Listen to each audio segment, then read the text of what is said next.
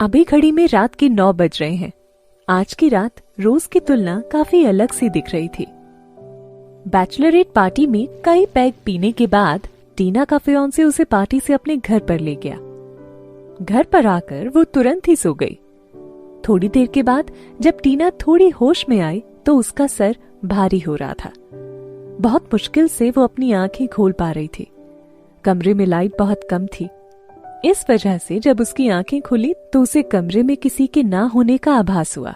जब उठकर देखा तो पता चला वहां पर कोई आदमी किसी औरत को बेहद संजीदगी से चूमे जा रहा था।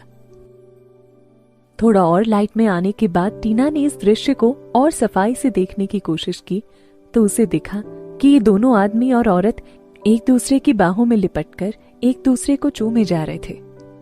ये देखकर टीना का खून खौलने लग गया। यूसुफा, यहां से जाओ तुम। टीना अभी सो रही है, वो कभी भी उठ सकती है। उस आदमी ने अपने कमरे से औरत को दूर करते हुए कहा। क्या तुम इस चीज से डरे हुए हो कि कहीं तुम्हारी फियांसे जाग ना जाए? कल तुम्हारी शादी होने वाली है और मैं सिर्फ तुमसे आज की रात मांग रही हूँ। क्या तुम मेरे लिए इतना भी नहीं कर सकते? यूसुफा ने गुस्से से भरे लहजे में कहा। बेब, तुम सच में मेरे लिए प्रॉब्लम खड़ी कर दोगी। अच्छा चलो दूसरे रूम में चलते हैं। उस आदमी ने वासना से भरी मुस्कान के साथ कहा।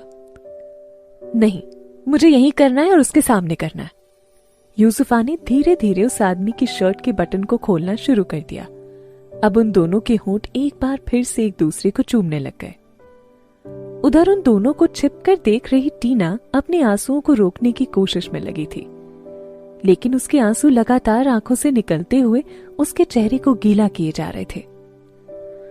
आखिर किसने सोचा था कि जिस आदमी के साथ वो कल शादी करने जा रही है वो उसकी आंखों के सामने उसे धोखा देगा।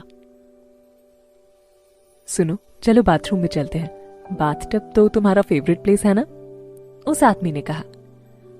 फाइन, ये सही है। तब तुम जाओ और पहली बाथटब भरो। यूसुफा ने उस आदमी के सीने पर धक्का मारते हुए उसे बाथरूम की तरफ जाने का इशारा किया। जैसे ही वो आदमी बाथरूम की तरफ गया तो यूसुफा ने अपने कदम टीना की तरफ बढ़ा दिए। टीना के पास आकर उसने कहा, टीना, मैं कल तुम्हें और प्रणय को किसी भी हालत में शादी नहीं करने दूंगी। मैं इस वक्त प्रेग्नेंट हूं और प्रणय सिर्फ मेरा है। टीना ने अपनी मुट्ठी मजबूती से बांध ली और वो अपनी भावनाओं को छुपाने में लग गई। वो कोशिश कर रही थी कि कहीं उसके रोने की आवाज बाहर ना आ जाए, लेकिन वो ज्यादा देर तक ऐसा नहीं कर सके। थोड़ी ही देर में जब प्रणय और यूसुफा की वासना भरी आवाज उसके कानों में पड़ी तो वो फफक कर रो पड़ी। आज से 3 साल पहले टीना मुंबई की टॉप मॉडल में से एक थी, लेकिन सिर्फ इसी इंसान की वजह से उसने सब कुछ छोड़ दिया था। कई सालों की मेहनत के बाद कमाई गई पोजीशन भी उसने यूसुफा को सिर्फ इसी इंसान के कहने पर दी थी। आज उसका सपना एक पल में ही टूटकर बिखर गया। उसे तो यकीन ही नहीं हो रहा था कि ये सब वाकई में उसके साथ हो रहा है। अभी भी उसे ऐसा लग रहा था कि ये सिर्फ एक बुरा सपना है। कल सुबह होते ही सब कुछ ठीक हो जाएगा, सब पहले जैसा हो जाएगा। टीना लगातार खुद से ही झूठ बोलकर खुद को सांत्वना दिए जा रही थी। आधी रात के करीब यूसुफा ने खुद को बीमार होने की बात कही और वो प्रणय को होटल से बाहर लेकर चली गई। तब टीना को इस बुरे सपने के सच होने पर थोड़ा यकीन होने लग गया था।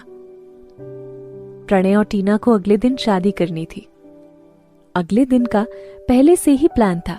ठीक वैसे टीना अकेले ही सिविल अफेयर के ऑफिस में पहुंची। इस वक्त उसके चेहरे की खुशी देखी जा सकती थी। अभी भी उसे उम्मीद थी कि प्रणय आकर उससे शादी करेगा। मैरिज ऑफिस पहुंचकर कार से निकलते ही उसने प्रणय को फोन किया, लेकिन दूसरी तरफ से आवाज आई, यूसुफा इंजर्ड हो गई है, पहले मुझे इस इमरजेंसी सिचुएशन को हैंडल करना होगा। हम ये शादी किसी दूसरे दिन कर लेंगे। भला कोई आदमी अपनी शादी कैसे टाल सकता है?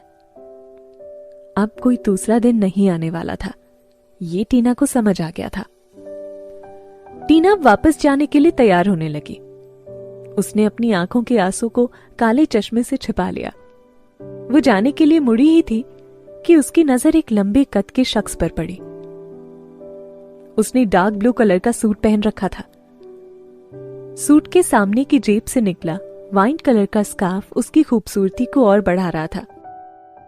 इसके नीचे उसने जो भूरे रंग के फॉर्मल शूज पहन रखे थे, जिस पर वो सूरज की रोशनी पड़ने से और ज्यादा चमक रहे थे। ये आदमी अपनी पर्सनालिटी से एक नजर में ही किसी का भी दिल जीत सकता था। उसने अपनी आंखों पर चश्मा भी चढ़ा रखा था। उसके चेहरे का गठन और बेहद खूबसूरत होंठ किसी भी औरत के होश उड़ाने के लिए काफी थे। टीना ने इस शख्स को देखते ही पहचान लिया। ये RR एंटरटेनमेंट के CEO रणविजय रावत थे। पहले जब वो काफी फेमस मॉडल थी, तब उनसे एक बार मुलाकात भी हुई थी। आज इनकी भी शादी हो रही है क्या? टीना के मन में ये सवाल उठने लगा।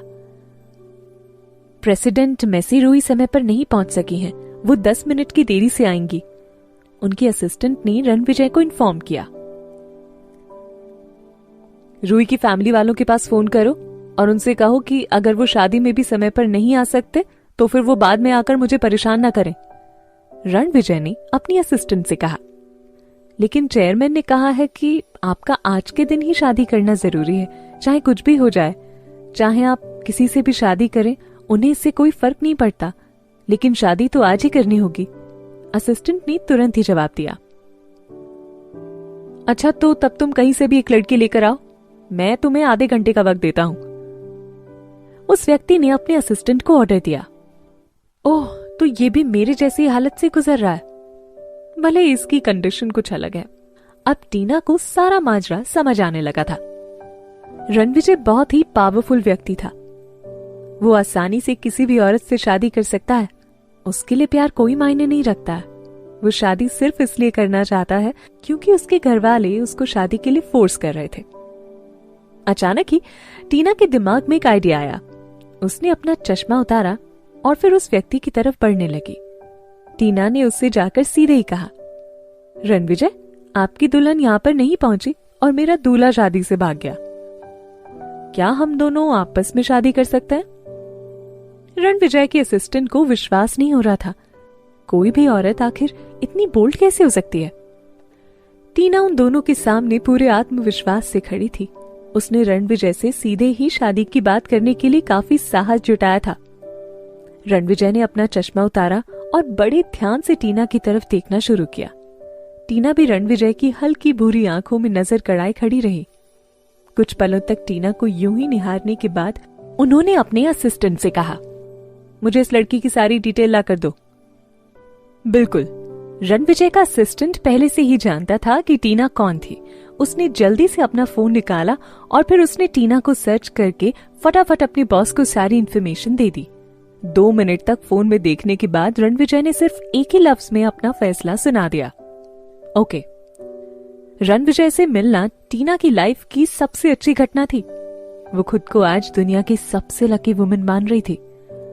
उस व्यक्ति के पास किसी भी औरत को इस्तेमाल करने का कोई कारण नहीं था। वो जिसे चाहे उसे पा सकता है, जैसी औरत के साथ चाहे उसके साथ सो सकता है। उसके पास औरतों की कोई कमी नहीं थी। ऐसे में उसने टीना से बिना किसी स्वार्थ की ही शादी की थी। कुल मिलाकर उसने रणविजय से इसलिए शादी की थी क्योंकि वो प्रणय गुलाटी को उसकी गलती का एहसास कराना चाहती थी। इन दोनों की शादी बहुत जल्दी ही हो गई। मात्र आधे घंटे के भीतर ही टीना के हाथों में उसका शादी का सर्टिफिकेट आ गया। अब से वो एक शादीशुदा औरत बन चुकी थी। रणविजय, क्या मैं आपसे कुछ कह सकती हूँ? टीना ने कहा। गाड़ी में बैठो, रणविजय ने गाड़ी की तरफ इशारा करते हुए कहा। रणविजय जैसे ही रजिस्ट्रेशन हॉल से बाहर आया, उसने फिर से अपनी आंखों पर चश्मा चढ़ा लिया। टीना ठीक उसके पीछे पीछे चलने लगी। बाहर खड़ी रोल्स रॉयल्स में बैठने के बाद टीना ने शर्माते हुए रणविजय की तरफ देखा और कहा, मुझसे शादी करने के लिए आपको थैंक यू सो मच। अगर आपको इसके बदले में कुछ भी चाहिए हो तो प्लीज मुझे बताना, मैं आपके लिए कुछ भी करने को तैयार हूं। लेकिन मेरी आपसे सिर्फ 2 ही रिक्वेस्ट हैं। मुझे यकीन है कि आप जरूर मानेंगे। बोलो, रणविजय ने अपने कॉलर को ढीला करते हुए थकान भरी आवाज में कहा।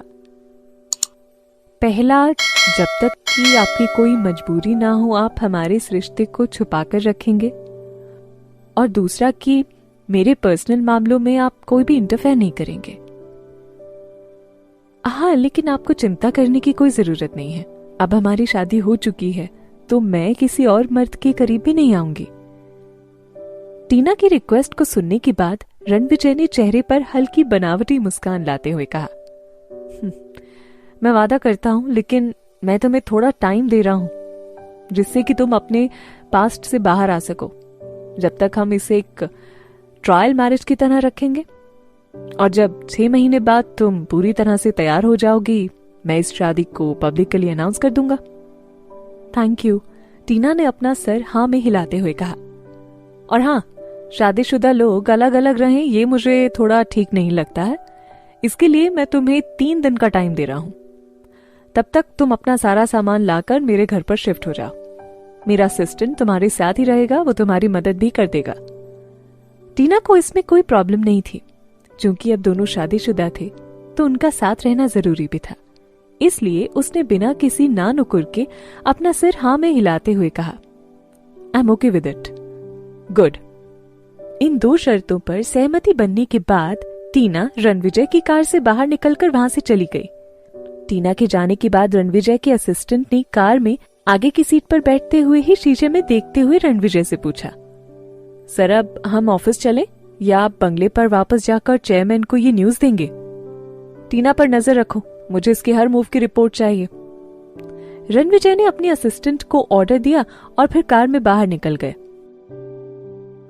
अचानक से उस लड़की का शादी करने के लिए पूछना कुछ ना कुछ तो जरूर हुआ होगा। रणविजय के दिमाग में इस तरह का सवाल घूमे जा रहा था। एक इंटरनेशनल एंटरटेनमेंट एजेंसी के सीईओ से बेशक उसने टीना के बारे में पहले से ही सुना था। एक समय में वो इस इंडस्ट्री की फेमस मॉडल थी। 3 साल पहले अचानक ही उसने top entertainment agency star king का एक ऑफर ठुकरा दिया, जिसकी वजह से उसे ब्लैक लिस्ट भी कर दिया गया था। उसी समय उसने पीजी ग्रुप कंपनी को ज्वाइन करने का ऐलान किया और फिर इस कंपनी की बॉस प्रणय गुलाटी के साथ उसके रिलेशन को लेकर काफी खबरें भी सुनने को आई थी।